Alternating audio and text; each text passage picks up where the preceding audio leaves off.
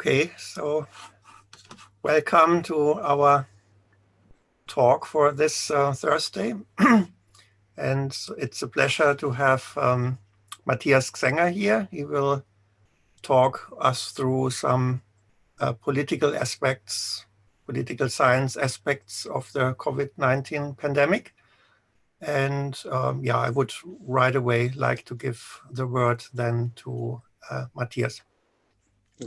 Thank you very much for giving me the opportunity to share my thoughts with you and have then a discussion about them. Let me share the screen and then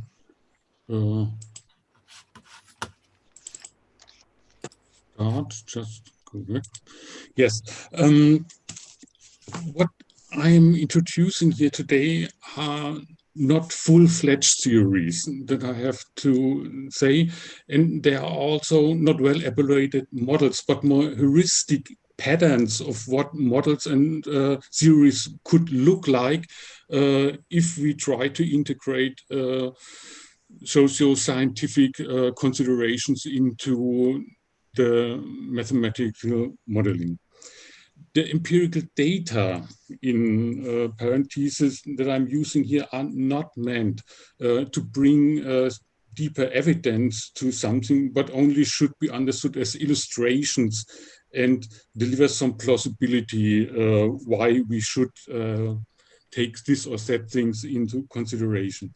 And the literature I will refer to sometimes, besides showing what has done, which kind of research has done in the last months, can also be viewed as examples for what I'm doing here. Most of these articles are first empirical approaches with findings based on small samples or single case studies, and these findings are then interpreted in front of the background of this or that approach the authors are favoring. And the same I'm doing here.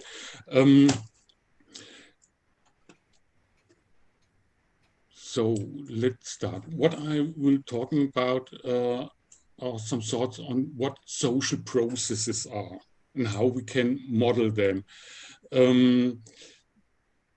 Social processes are processes that transform a social situation 1 into a social situation 2. So now we can look for explanations that really work on this macro level. And some theory patterns go this way. Because the idea is that we have to look at behavior in the context of the spread of a virus of COVID.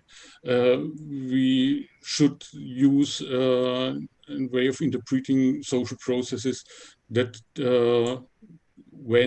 it's going over actors. Actors in the social situation do act in some way. I will always talk about action, not of behavior. And this action, together with all the action other actors do in the same moment, is leading to social situation 2. So now, if we go ahead, then we have to explain the logic of the situation. I will say something about that later.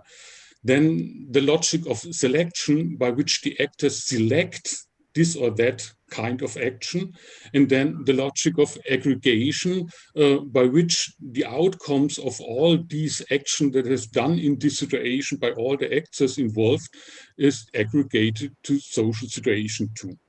This idea stemming from Coleman, an American socialist from the 1970s, 1980s, but these ideas are still very valuable. And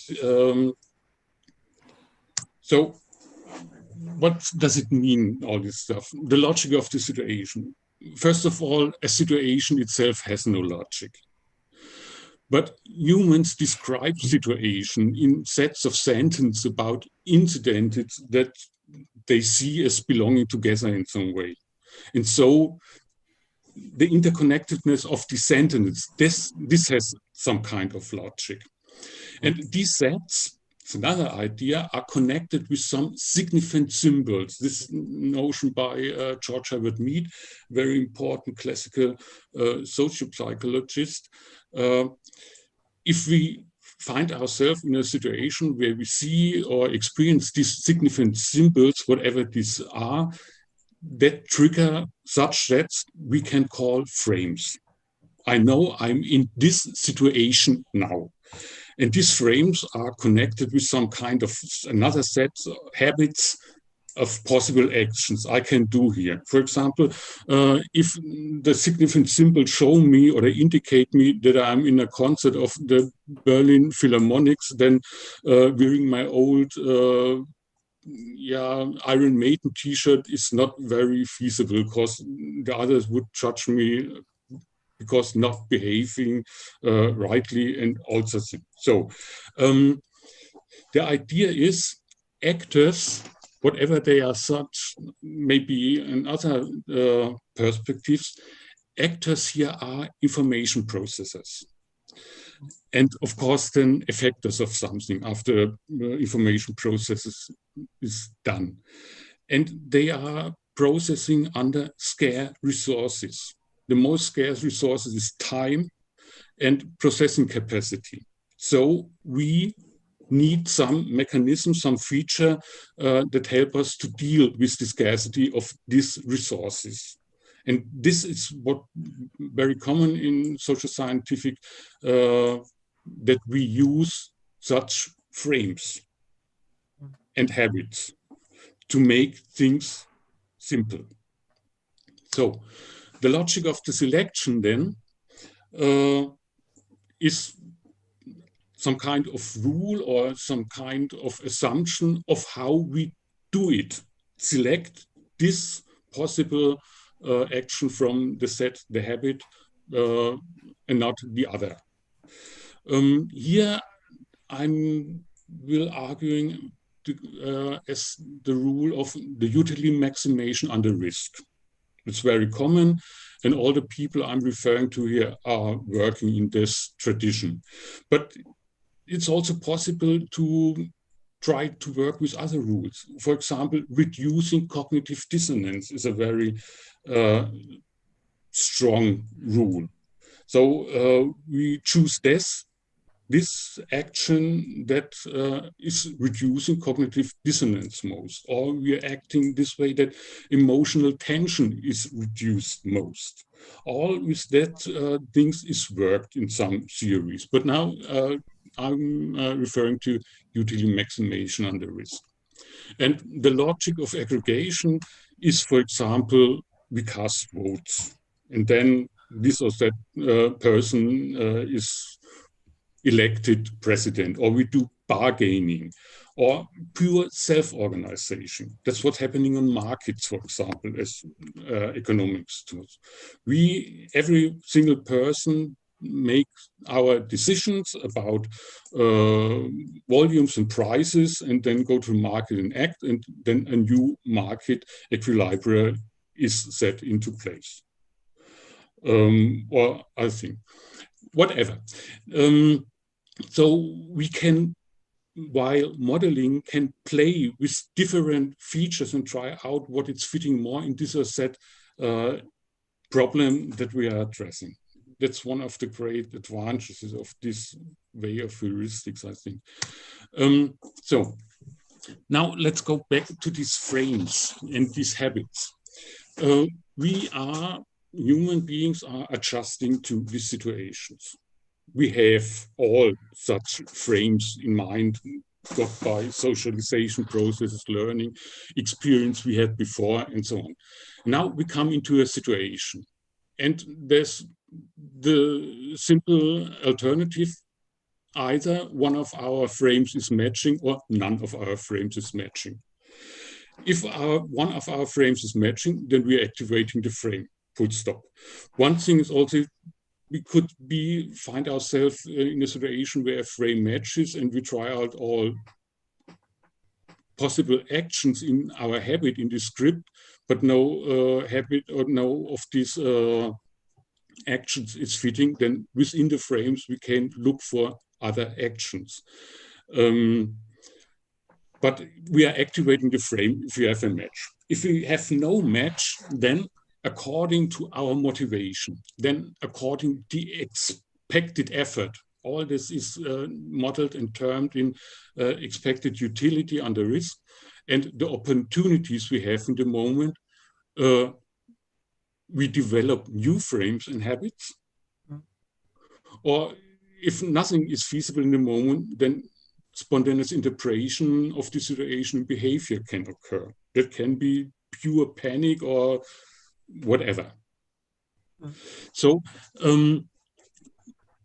we are in the situation that we are switching between two modes concerning the frames and the habits. Mostly we are operating in a routine modus, and only if our routines does not function anymore, we switch into the reflection modus, and then maybe if the expected effort is in any feasible justifiable relation to the chance to get a new better frame, then we do it or we do it not. So this is something we have to keep in mind, because spring 2020, the COVID outbreak was such a new situation where most of our frames didn't match anymore. So what happened and how can we describe it? What can happen are learning loops. That's a very simple model or heuristic here. We can have learning loops of different grades of complexity. The simple one, action and results, is a first order loop. That's what a thermostat does. No, of course. If our thermostat could ask the question, why should I regulate the temperature to this 21 centigrade degrees, then we would have this second order loops. And much more complex if you take into account the context that are in the background of our assumptions and much more complex if we are also reflecting about the background of our context in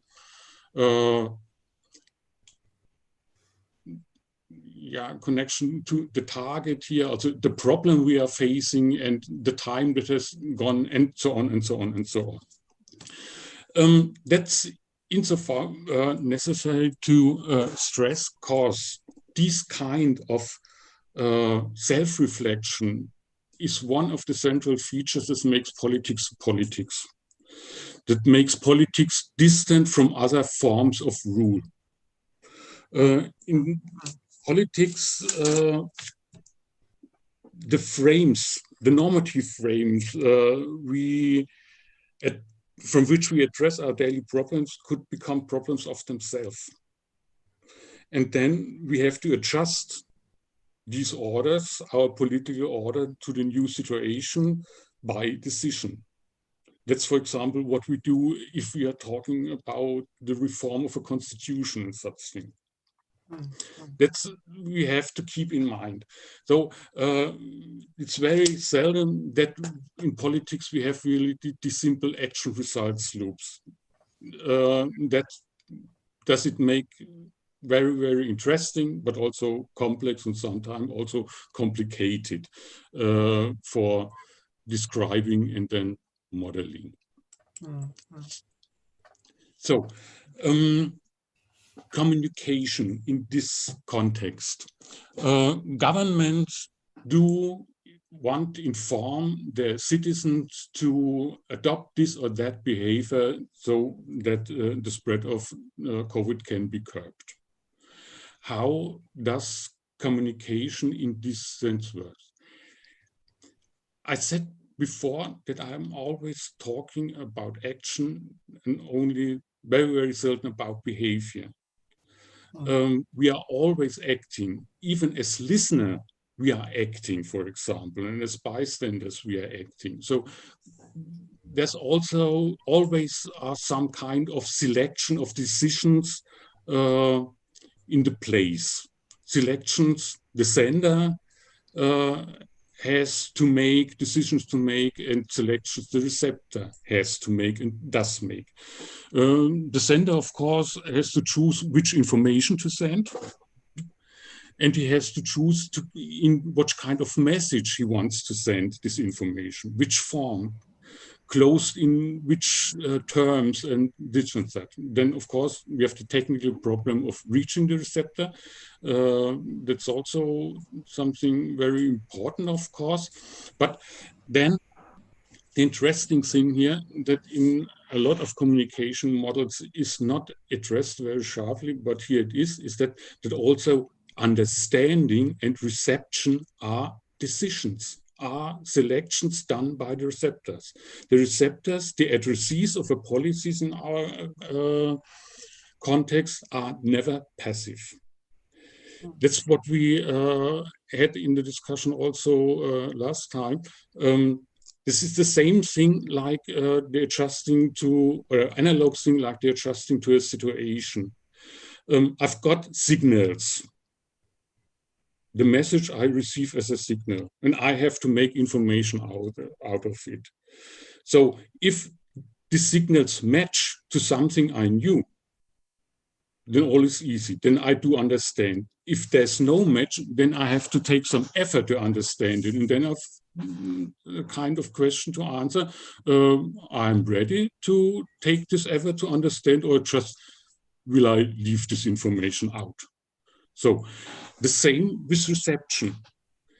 If I have understood the message, they do want something from me to do.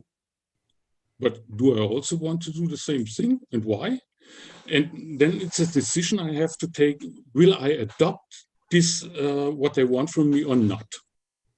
This also can be modeled in cost and benefit, like everything else here in this way of thinking. And then, of course, I have to choose action in this or that kind. This is one of the central problems government agencies are confronted with if they're sending out any messages to their citizens to shape their behavior. Mm-hmm. They have to do it such way that understanding will be possible and that reception will be possible. That's something in the discussion about COVID we have to often in the literature, and we just discussed it also already here, the announcements by the government agency have to be easily to understand and easily to execute it. So we have simple signals everybody can understand, like flatten the curve and the AHA rules in Germany, distancing and washing hands and all this stuff. Then the possibility, as this model would suggest, is higher that this information, these measures from government is really reaching and transformed into action by the citizens as if they were not so easy to understand.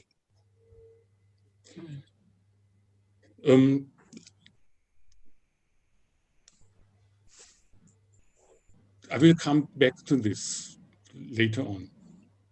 Just culture. It's also a term, yeah, we have 100,000 different meanings in social science, what culture means.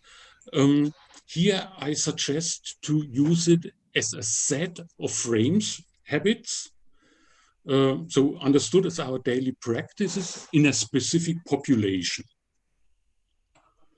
And then this set of frames and habits we can term as the culture of the population. Then we can be and should be interested in the composition of this set. Which frames and habits are in this set? How are they distributed among the population? We can think of subsets that are there in one subset of the population, but not in others. We have subcultures. And what's very common to modern democratic society is their plurality. That's another problem then government agencies have to address, to customize their messages to reach the several frames of the several subcultures, for example. Then we can ask how prevalent is this or that frame. Very important, I think, how central or peripheral is a specific frame within this set, which means how important is this frame to the population. One thing we have also always in the discussion is health versus liberty. Both are very, very central. How to deal with this? Analog to Van Orman Quine's assumption about the elements of theory, we can assume that more peripheral frames, habits can be abandoned with much more east and central one. So let's go back. We're in a situation where a lot of our frames aren't fitting anymore. We're looking for new frames. And at least some kind of consistency within our cultural set should be there. So without at least a minimum of logical consistency, our culture would not be helpful to make right, good decisions and to have a good living together and all that stuff. But sometimes if a new situation demands new kinds of actions, maybe we have to abandon some kind of our old frames and adjust to new ones. But if this old habit is a very important one to us, then we have a problem. That means our government would have a problem. And another thing, but it's a tendency, but we should not assume that the composition of a culture to be logically consistent in a strict sense. There's a tendency to it, but Occam's razor is a scientific idea, not necessarily a social reality. And often we find that additional assumptions are added to rescue some central elements that maybe better should be abandoned now to address a problem. We have an example for that. In these movements countering the public policy of the Muslims, of this distancing and lockdowns and all this stuff, we have people that really are wondering if government policy is on a good way because the relationship between liberty and health is in a good balance. And now they get out and protest. And one of the strange things of this movement is that there are populists and right wings from the most evil sort. And these other people, no, there haven't been anybody of them there. I haven't seen them. We have always be aware that such processes are working. The people are trying to secure, to save their old patterns.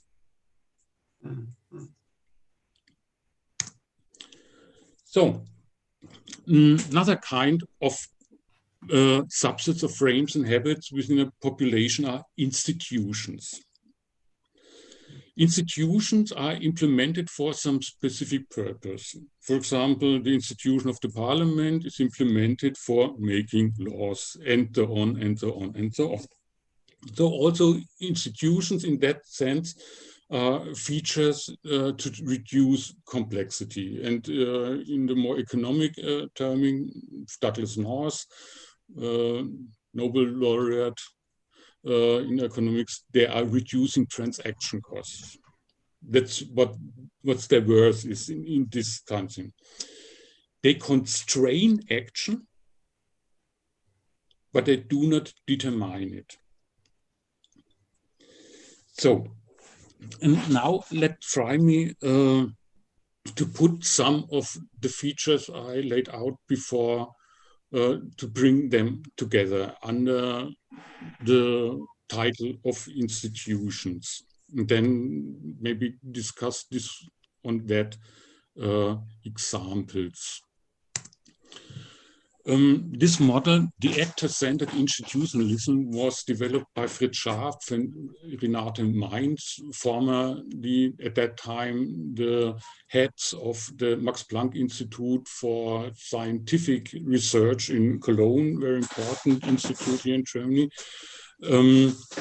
while working on questions of political control, policies, our subjects.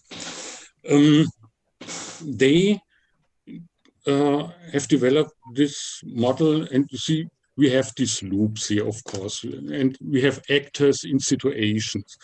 What's interesting new in this concept is constellations. Constellation is something we also can put to situation. What I mean is we have actors in the introduced sense with their specific kind of frames and habits they have in mind, and they routines, and maybe they have routines to adjust to new circumstances that what scientific people always do, or also agile organizations also do, and they find themselves in some situations.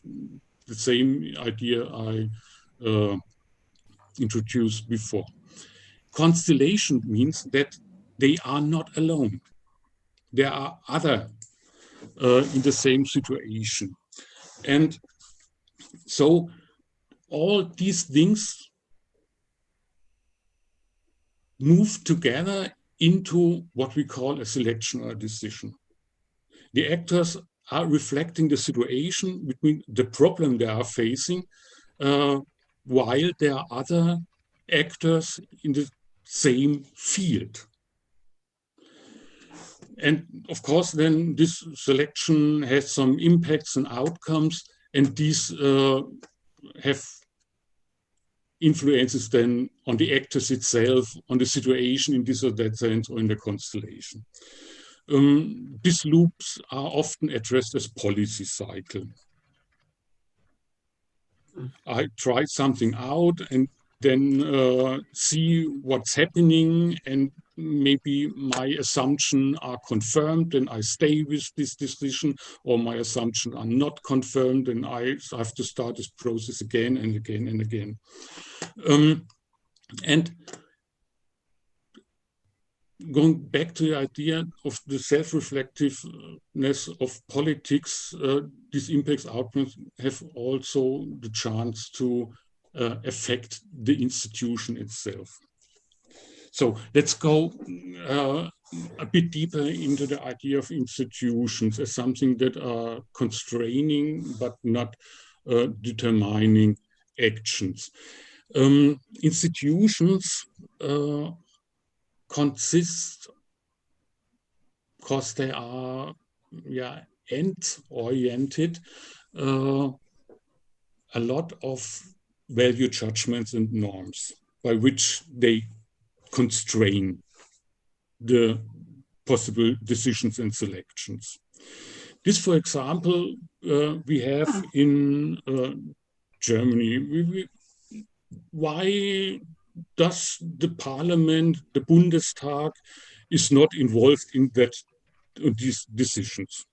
Yeah, look at the basic law, the constitution, then you will see that the question if schools would help be open or closed is not in the discretion of the Federal Republic, it's in the discretion of the federal states on the level below. So Chancellor Merkel has to adjust with the prime ministers of the states and come to terms together with them. If the cry for more involving the parliament should make real sense, then we should cry for more involvement of the state parliaments. But then we have the question, the process would become slower and slower, but we have to act fast. That's also something we have to adjust. And then constellations.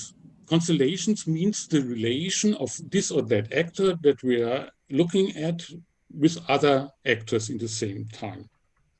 Example, South Korea. South Korea in spring acted very fast and very firmly and very successfully, as most people look at it. But they have to take into account not only the COVID-19 in the situation, but also the constellation, their relationship to China. They have the economic problem that most of their export is going to China, and if they are closing the frontiers to China, they will severe their economic problems. So they have to think about what would closing the frontiers to China mean to our relation to China in the more political sense and in more narrow in the economic sense, and. For example, in this they achieved quite good, I think.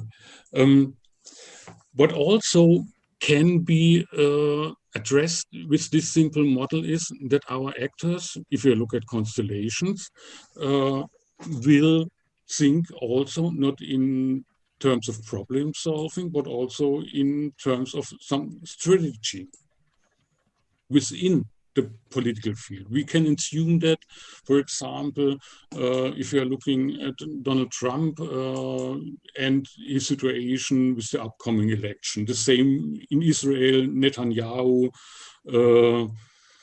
and so on.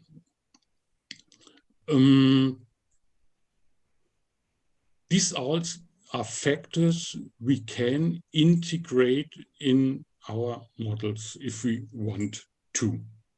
And if we shift them to some kind of complexity that seems to be feasible to us. Because of the time, I will make a break here, and maybe we can then come to other things along your questions and along your comments.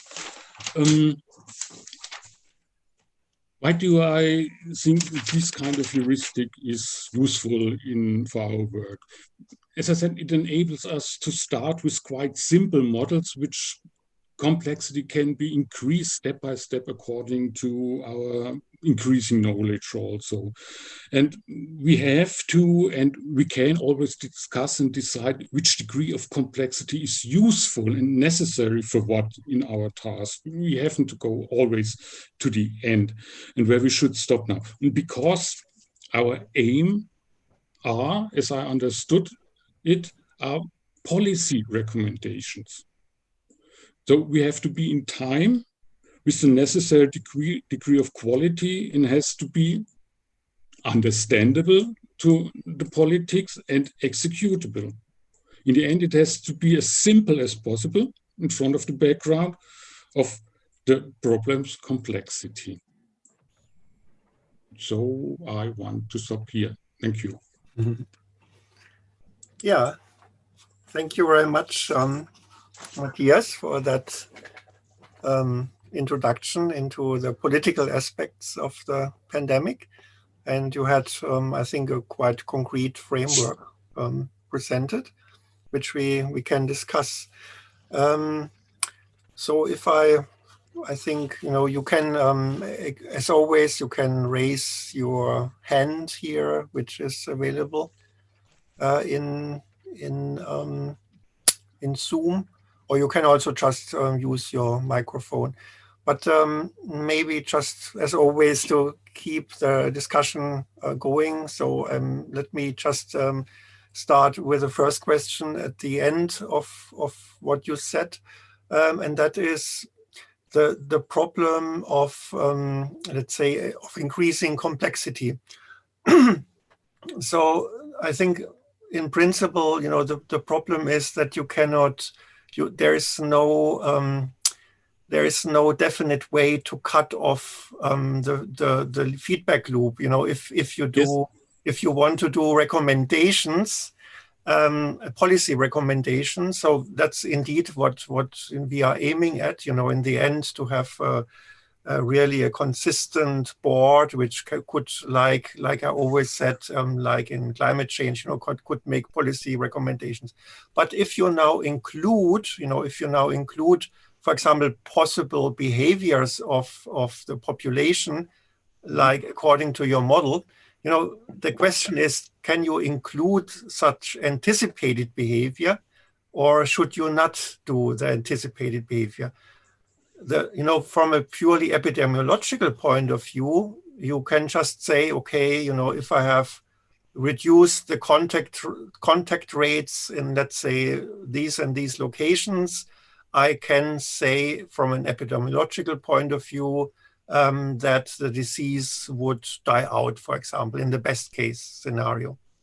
But if you now include, anticipated behavior, I could say, okay, I could recommend that, but I anticipate as well, according to my calculations, that the population will not conform to this recommendation. Now, the question is, how do you tackle that?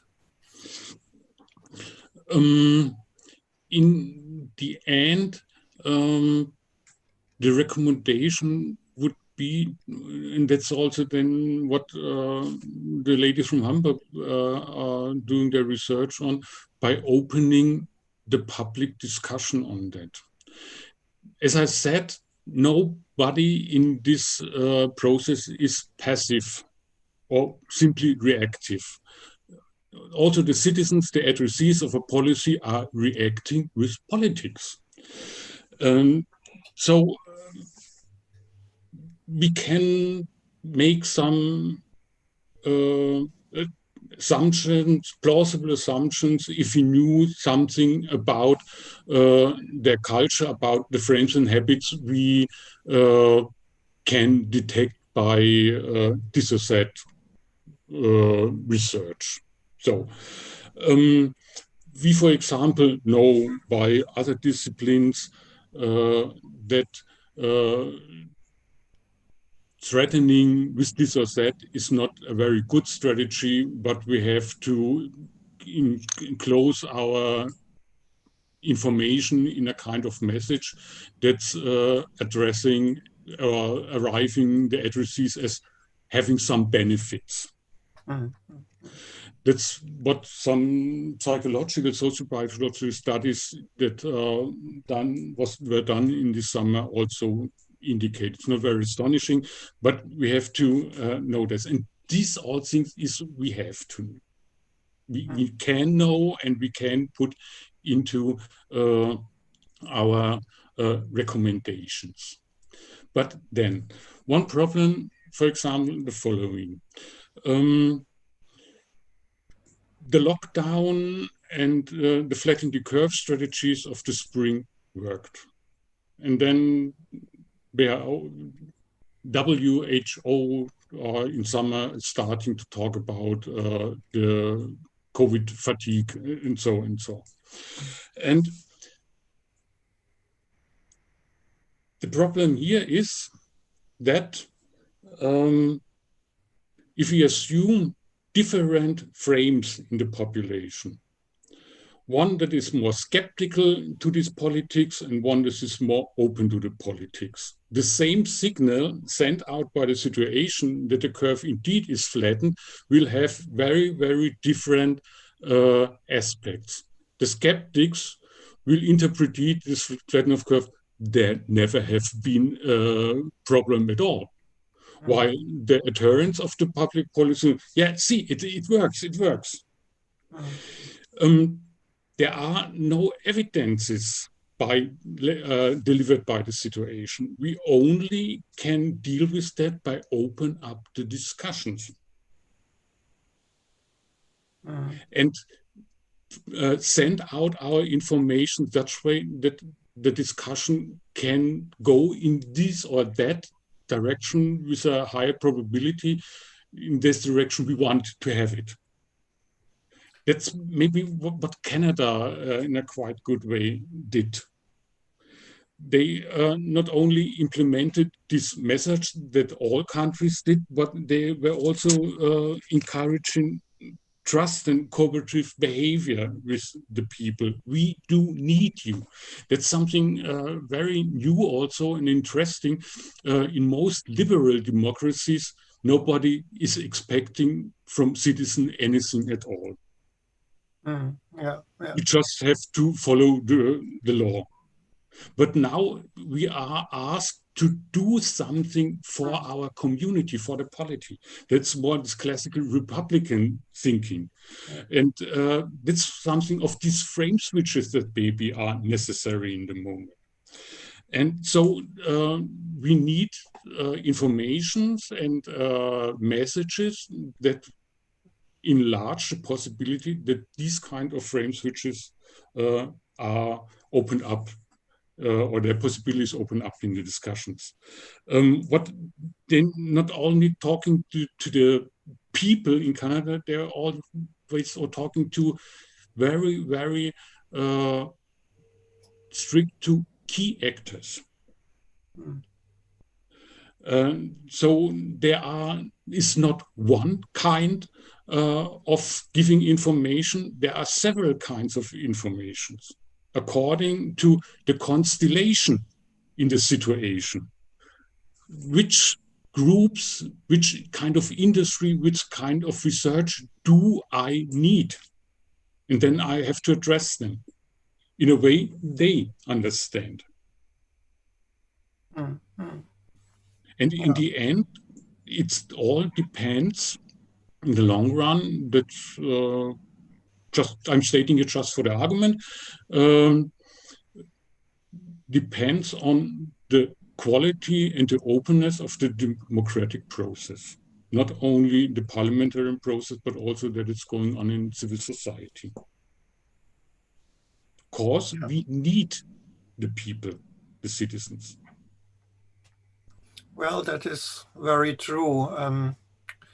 I mean, one problem I see is, once you make a decision by the government, it's a decision, and then you have to impose, for example, certain restrictions. And then there were these nasty scenes that, the police could actually not police the situation because it's much too complex.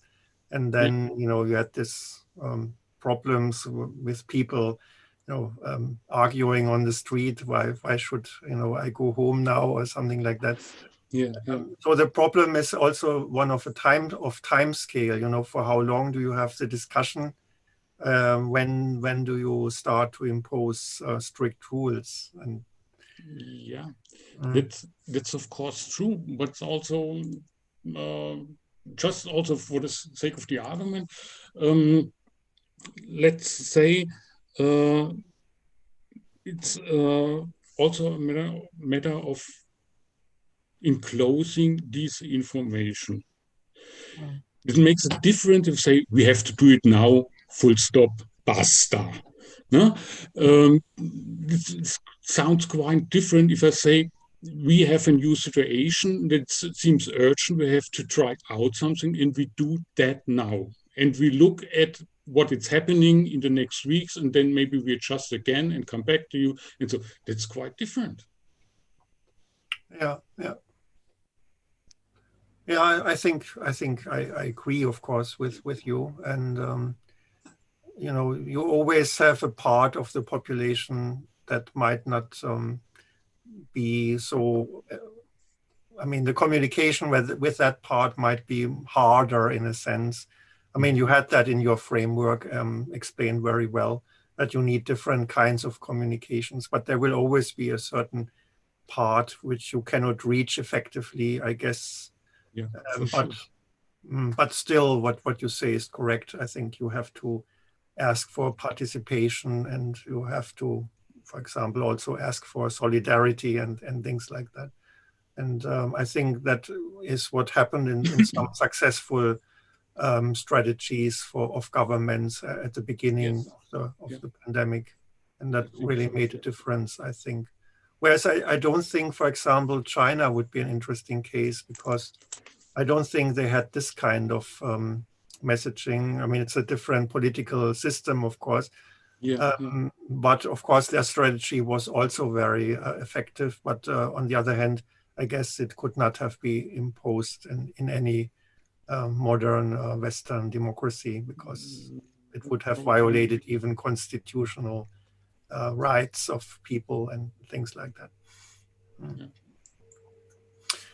What about discussing now, because that is interesting for modeling, what about discussing, how you could translate your framework into mathematical models? Because I think that might be of interest for many of us.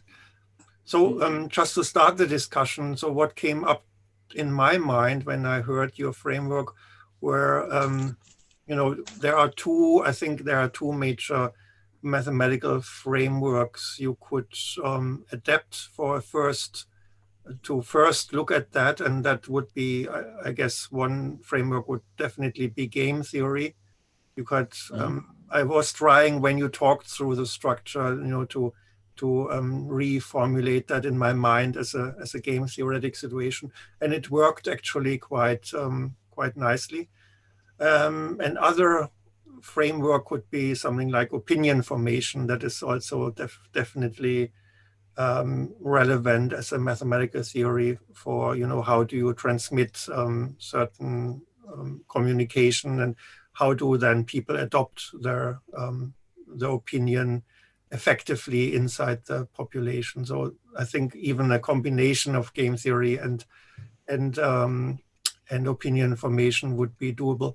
However, I have to say, both frameworks, in the end, when you think what you said, if you think through it, is not sufficient, because both of them are static frameworks. So, for example, the strategy set in game theory would be fixed, right? But what you said explicitly at the beginning was that there is a kind of evolution of the strategy space.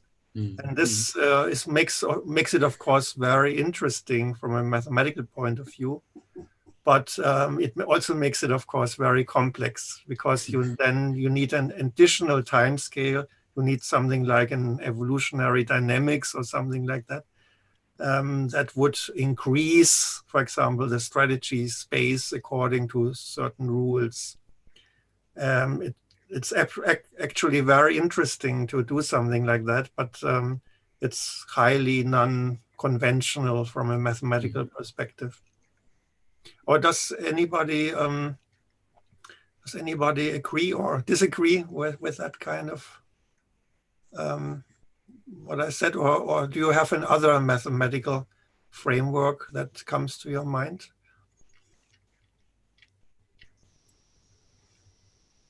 Yeah, like evolutionary game theory, these sort of things, right? Like sort of frameworks. Yeah, if you remember, when Chris Bauch was speaking last week or 2 weeks ago, he was actually having an evolutionary, a time continuous, evolutionary dynamics in the background. It was a simple model, I think just two-dimensional on the strategy space. For the movement of people in the Toronto region in that case.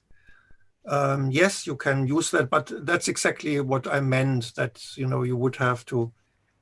So I was thinking about evolutionary game theory, but of course also something, because I'm also trained in that, Johannes knows that, also this adaptive dynamics, for example, would work. That would be another mathematical framework which would give a kind of evolutionary process on top of the strategy space, for example. However, so that's also the criticism. You have an a priori range of strategies. You don't escape that you restrict your strategy set. So there's no possibility for something really new, but you just allow for probably a larger set, but you're basically back in the. So that's why that's because that's a nice thing about adaptive dynamics, that you say, okay, the strategy is not really the interesting thing, so the genotype, but the phenotype. And so in phenotypes you have a clear better grip. So it's clear that the phenotype is quite restricted. Is there something like a phenotype in politics? So is that possible to go back away from strategies to types of actions that probably could be more simple? So strategies are very complex. We need to integrate all kind of information, and the way how to do that. The action is probably more simple, just to say, okay, degree of lockdown or something like that. Yeah. What's the phenotype, the action? There's, yeah, but I'm not sure if we are going really so far away from game theory. Then, one idea is that all action depends on resources, and if an action is carried out, the situation of the resources after this action is not the same as before, and that goes into the idea of the logic of the aggregation. And then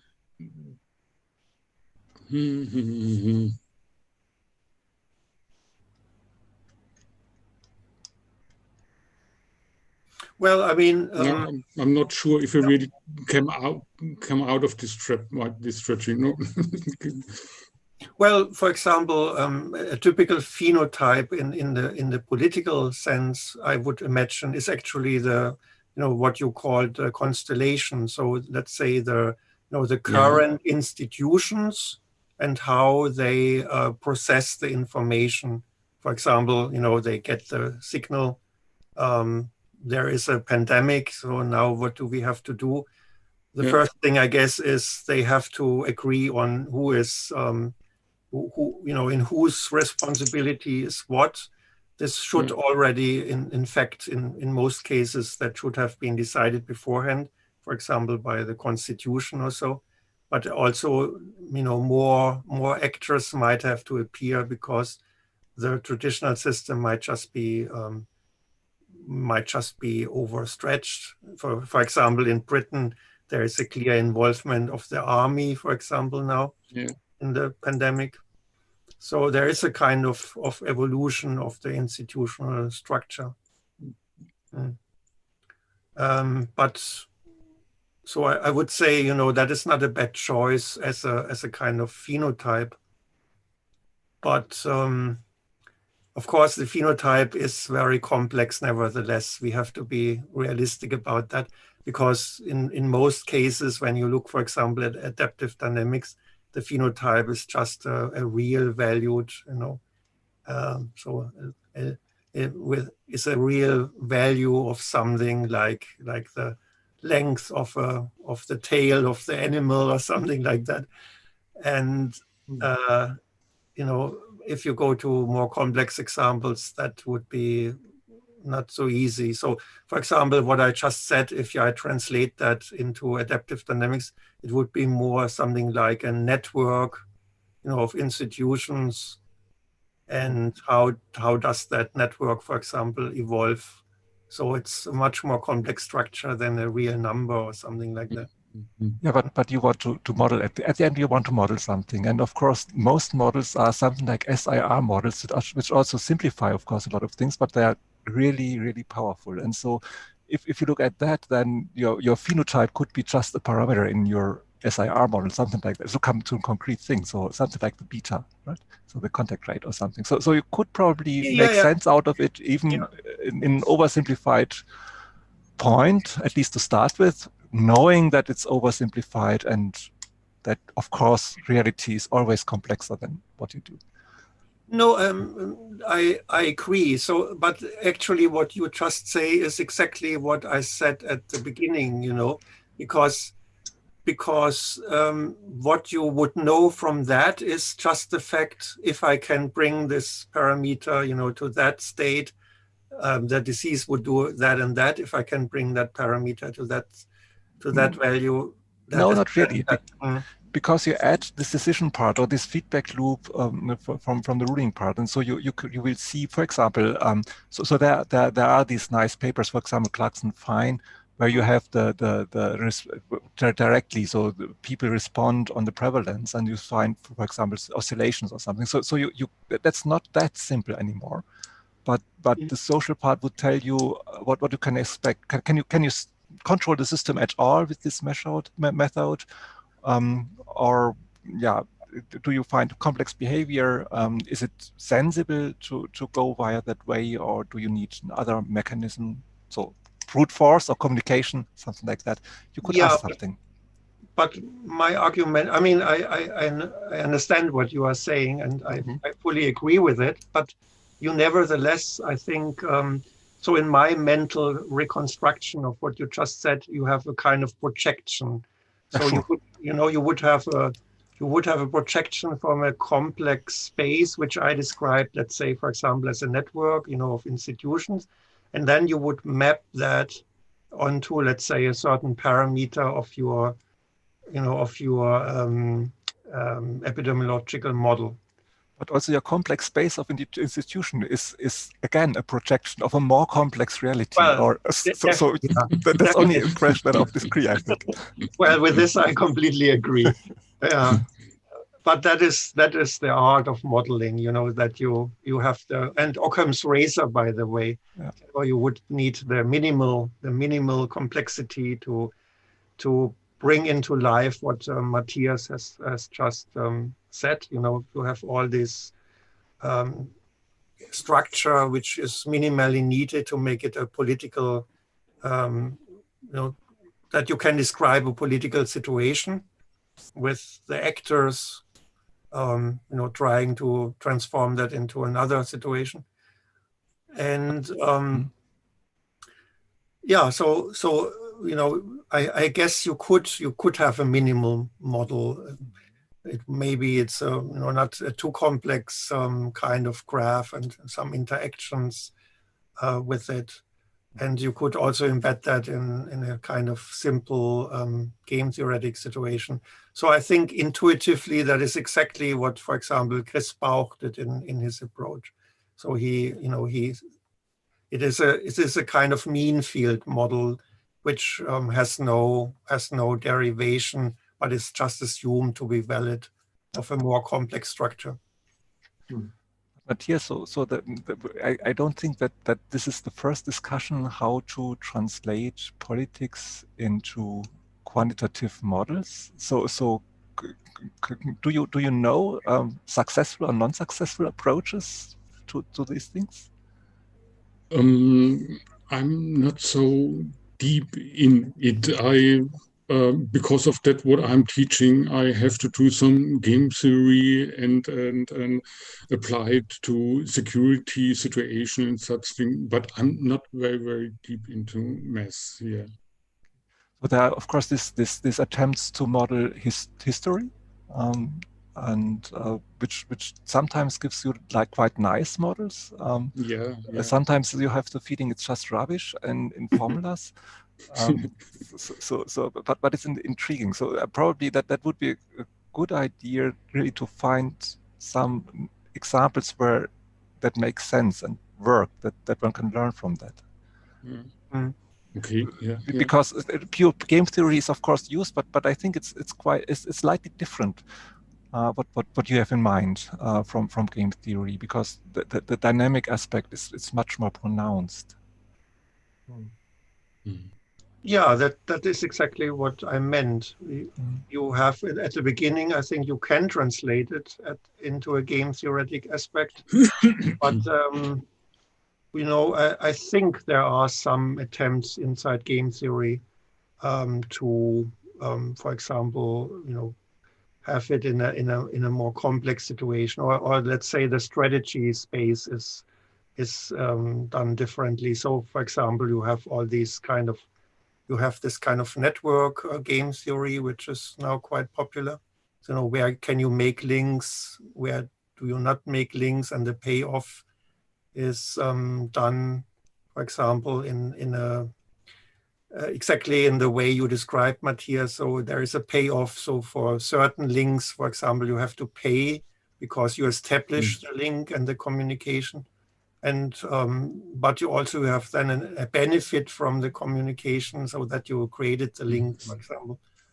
And this you can easily translate into an evolutionary context, if you like to.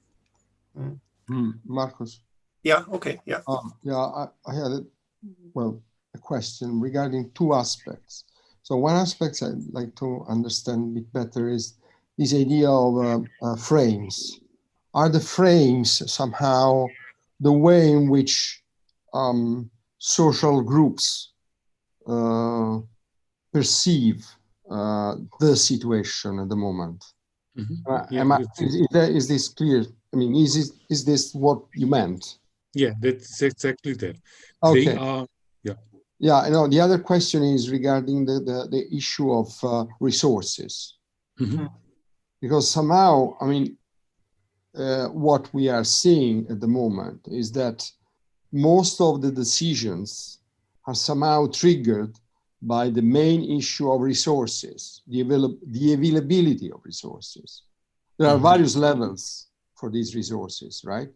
But in the end, somehow the bifurcation parameters is how much resources can we use? How much resources we can use to somehow control the situation? In principle, you might have many choices, right? Many possible strategies, but in the end, everything will be taken according to this level of resources that we can use, right? I mean, in principle, there are choices that you can make or strategies that are extremely, in principle, successful, right? But there is a constraint, and the constraint are the resources. I mean, I would like to understand a bit better this aspect. I mean, maybe I missed one point in your talk, where these resources, this effect of resources, takes somehow is used to go to somehow the final, not the final, but somehow the meta-stable strategy that at some point appears. You know, when you have all these feedbacks, at some point they stops because you have to take a decision, even when you have a discussion, right? I mean, I totally agree with the idea that, from the political perspective, decisions should arrive after, a general discussion that allows people to get aware of what is going on, right? In order to behave properly, if you want. But as a matter of fact, these in the end, the decision will be taken by the political somehow institutions which have these constraints of resources. So that's what I. Yeah. So I'd like to understand. It's exactly that.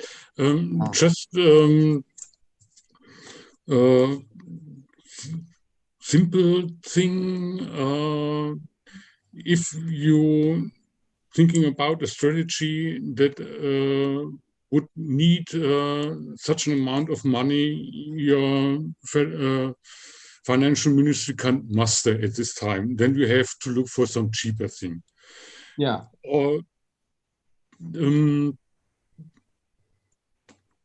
if you look to the model Steffen some weeks ago showed us, it may be a good idea not to have a long lockdown, but a row of smaller, shorter ones. Yeah. So then you have the scarce resources of time and information processes, giving information to your citizens. Now, today, this, the day after that, and so on. Okay. And that's also what Stefan had said then. That won't be possible. Right. We're not able to reach the people's minds in that short tracks. Fine. Yeah. Yeah. Okay. Yeah, that's a good example. I agree with that. So that is the theoretical result, but what your theory today would then say, you know, this is not feasible. It's not a feasible kind of lockdown because it cannot be communicated to the population. Because it would produce contradicting signals. Yeah. Okay. And then if the basic assumption before has some kind of valid, then these contradicting signals will produce rubbish and not anything else. Yeah. So we are talking about somehow micro decisions, no? So short lockdown, longer lockdown, something like that. Just in the spirit of Lucas. So if resources are so important, is there any macro decision possible? So let's say to fight Corona or not, or is it just necessary for all politicians to fight Corona and there is no choice at the end? But what's your model saying about that?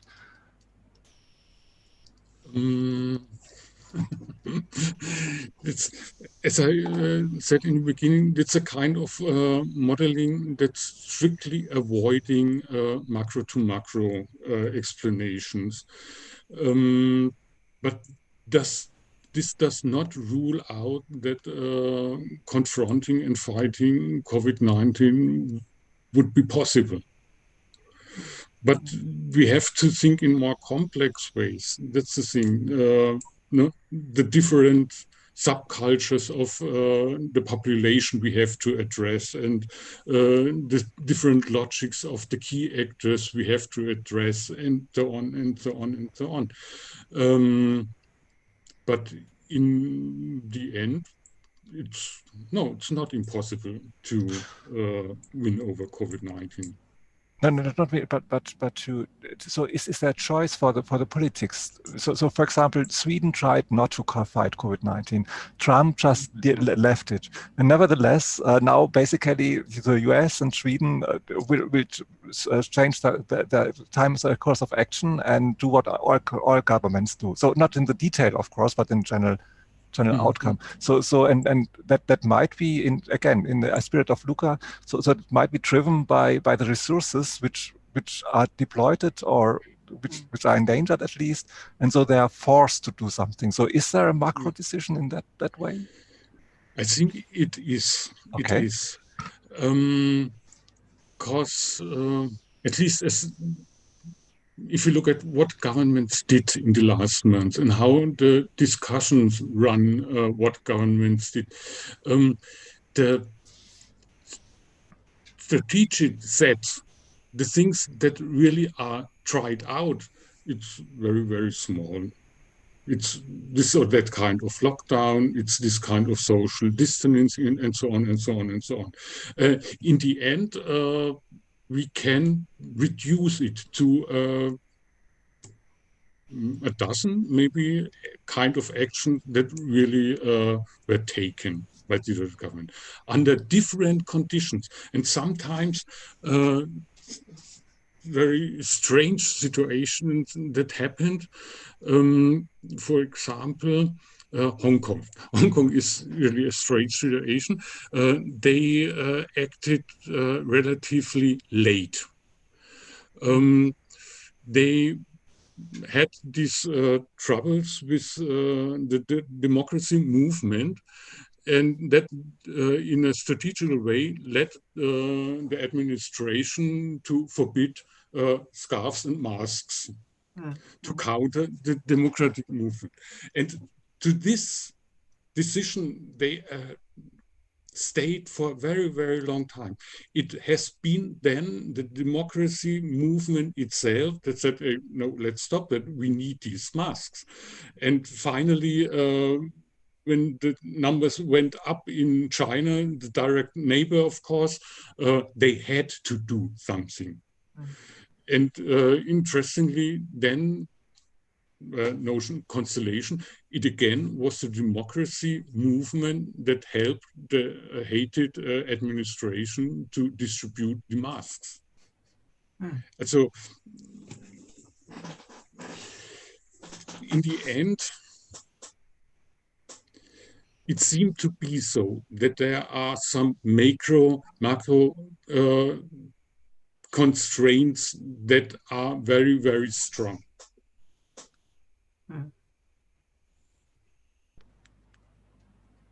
I guess the number of casualties, it's yeah. I mean, in the end, that's a crucial number, right? I mean, especially I was thinking to the case of the US and the case also in Sweden. I mean, in the end, the number of incidents and the number of casualties is growing there, and they have to take this. I mean, actions. Otherwise, it's some sort of basic constraint, right? I was actually thinking exactly the same, like you, Luca. You know, when I saw the one of your slides, Matthias, you know, at the beginning, so you had the slide of the frames, and then you had this kind of whether the frame fits, and then you had the decision tree, yes or no. And I think, you know, for example, the election in the US was a classical case where the frame just doing the same would not fit. People wanted to have a change, and I guess then massively did run to the election and voted, for example. I mean, although this is clear what happened, but on the other hand, it's amazing the fact that there are still a huge number of people who are somehow following this frame according to which COVID doesn't exist and basically everything is fake. And I mean, it's quite amazing. We have it here as well. I mean, even here in Italy, and I guess elsewhere in Europe, right? So this, it's nice to call them frame. This frame is somehow quite strong, and maybe it's not a model issue, but from the political and I would say also cultural point of view, it's a major point that we should, well, Europe should address at some moment. Yeah, just one word. That's maybe something we can do, or we have to some research on before modeling. What kind of frames do we have within our culture that are so important to a large degree of our population that they adhere to such strange things? Yes. Yeah, I think that's very interesting. So, for example, I also saw a report, or I read a report about the polling. You know, how the polls were not correct in U.S. elections, and that was a similar thing. So you had these frames, whether you, for example, answer to the people asking for your opinion or not. And then there was this clear bipartisan behavior that a certain group did not answer any questions, and the others did, and that made the polling predictions completely unreliable. Yeah, and so that is a question, I guess, which you addressed by your information channels. You know, how do you actually address people who believe COVID-19 is not existing or is a kind of conspiracy theory or something like that. That is, I mean, of course, we all agreed to your idea that you should try to have the whole population participating and in a solidaric way. But I think Luca is right. You have these groups, and I also wouldn't know how to address them. Yeah, and in the end, that's one of the wonderful features of a majority democracy, that you can have decisions based on broad assistance by the population, but you don't have to take with you the latest, greatest idiot. No, we don't have to. Well, it depends on if it's 50%, of the population. Then we have a problem. Then we have a deep problem. Even we have a problem. It's 2%, and the rest is 1%, 1%, 1%, 1%. The majority would be this 2%, but the others are as big as well. So yeah. Well, another question. Sorry. Yeah, well, I think you can ask a question. I just would like to remind everybody about the time. I think it should be is it okay if it's the last question? Yeah. Okay. Then I will make it very quick. As far as I understand, these bubbles, these knowledge bubbles which occur in the latest month or so, you can take as frames, or is that kind of right? Because people stay in their frame, they stay in their knowledge bubble, for example, by watching YouTube videos and so on and so on. Yes, and I have the feeling that these bubbles or frames would be more concrete every time. So it's a kind of iteration process. Is this effect of these loops in your models that, for example, would explain the splitting in the opinions of the people? Because you can't almost discuss with someone who avoids masks. I think I agree with you. We can think in such terms. In the beginning, the assumptions that are placed in the new frames are just assumptions. The reasons why people put them into their frames, there should not be contradict the other frames they want to keep so much. Such like things, and then it's still insecure. But if you got confirmation by others, my opinion also, and so these are self-enforcing processes. For sure. Okay. That's inside your models with these loops. Yeah.